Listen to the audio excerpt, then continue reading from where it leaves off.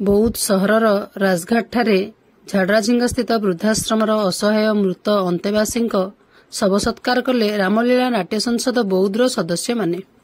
ଆଜି ସକାଳ 7ଟା ସମୟରେ ଝାଡ଼ରାଜିଙ୍ଗସ୍ଥିତ ବୃଦ୍ଧାଶ୍ରମର ଅନ୍ତେବାସୀ 82 ବର୍ଷୀୟ ରାଧାକାନ୍ତ ବନିଚୋରଙ୍କର ବାର୍ଦ୍ଧକ୍ୟଜନିତ ଦେହାନ୍ତ ହୋଇଥିଲା।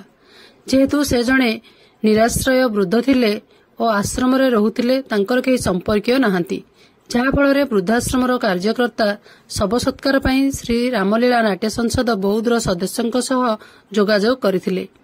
ଏହାପରେ ଆଜି ସକାଳ ପାଖାପାଖି 10ଟା ସମୟରେ ଶ୍ରୀ ରାମଲୀଳା ନାଟ୍ୟ ସଂସଦର ସ୍ୱେଚ୍ଛାସେବୀମାନେ ଶ୍ରୀ ବିଦ୍ୟାଧର ପ୍ରଧାନ, କାହ୍ନା ମହାପାତ୍ର, ମିକୁନ ଘିବିଲା, ପବନ ମିଶ୍ର, ଜିତେନ୍ଦ୍ର ପାଣି ପ୍ରମୁଖ ବୃଦ୍ଧାଶ୍ରମର କାର୍ଯ୍ୟକର୍ତ୍ତା ଶ୍ରୀଯୁକ୍ତ ସନ୍ତୋଷ କୁମାର ପ୍ରଧାନଙ୍କ ଉପସ୍ଥିତିରେ ବୌଦ୍ଧ ସହରସ୍ଥିତ ରାଜଘାଟଠାରେ ଉପସ୍ଥିତ ରହି ଶବ ସତ୍କାର କରିଛନ୍ତି।